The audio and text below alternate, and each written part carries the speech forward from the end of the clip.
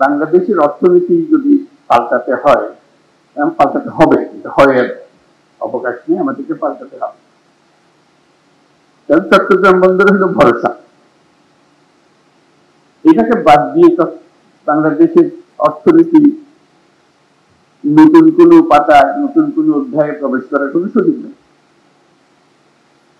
এই পথ খুলে দিলে বাংলাদেশের অর্থনীতির পথ খোলে। এই পথ না খুললে বাংলাদেশের অর্থনীতি যতই লাফালাফি করো, ঝাপাঝাপি করো, কিছু হবে না।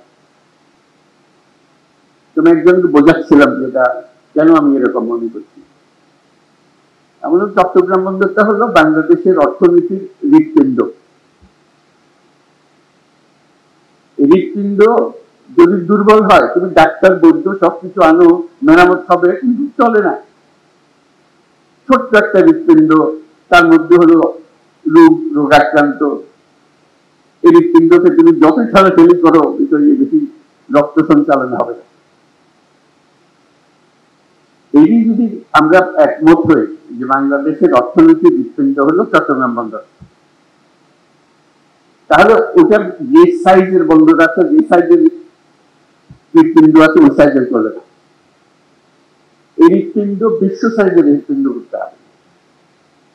তাহলে এটা পাম্প হবে, সেটা সারা বাংলাদেশ জুড়ে সেটা সচল হবে। এখান থেকে অর্থনীতি সচল হয়ে তার নারী দিয়ে উপরের দিকে যাবে, সারা দেশ জুড়ে ছড়িয়ে যাবে, আবার সারা দেশের জিনিস এখান দিয়ে বিদেশে চলে যাবে। এটি হলো হৃৎপিণ্ডের কাজ, এটি হলো বন্দরের কাজ।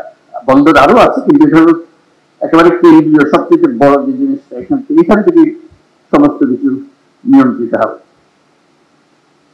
আমরা বললাম যে পৃথিবীর সারা বন্দর ব্যবস্থাপক যারা আছে তাদের কি ডাকো। দেখলাম যে আগেই ডাকা হয়ে গেছে, কিন্তু কাজটা হচ্ছে না। আমি বারে বারে সবার কাছে আবেদন করছি, এটা তাড়াতাড়ি করে হবে। যত দিন যাবে আমরা এই হৃৎপিণ্ডকে আর উদাহরণ স্থাপন করতে পারবো না।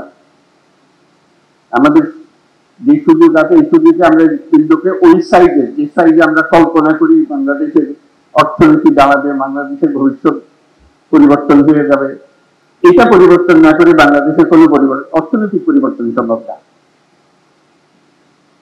কাজে আমাদের কাছে এটা যেতে হবে।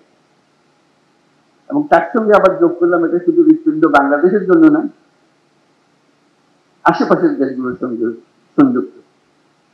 যে কারণে নেপালের কথা বললাম, ভুটানের কথা বললাম, সেভেন সিস্টার্সের কথা বললাম, সবার জন্য হৃৎপিণ্ড একটাই। নেপালের জন্য হৃৎপিণ্ডই নেই। কাজে আমাদের হৃৎপিণ্ড দিয়ে তাকে চালতে হবে। আমরা তাকে সেই সংযুক্ত করতে চাই, আমাদেরও লাভ, তাদেরও লাভ, আমাদেরও লাভ। এটা এমন নয় যে তাদের মেহেরবানি করি, মেহেরবানি দিতে না। এই হৃৎপিণ্ড যদি সংযুক্ত হয়, সেও লাভবান হবে, আমরাও লাভবান হব। ভুটান যদি এটার সঙ্গে সংযুক্ত হয়, সেও লাভবান হবে, আমরাও লাভবান হব। সেভেন সিস্টার যদি এটার সঙ্গে সংযুক্ত হয়, তারা লাভবান হবে, আমরাও লাভবান হব। এই হৃৎপিণ্ডকে বাদ দিয়ে চললে যারা এটাতে বাদ দেবে তারা ক্ষতিগ্রস্ত হবে।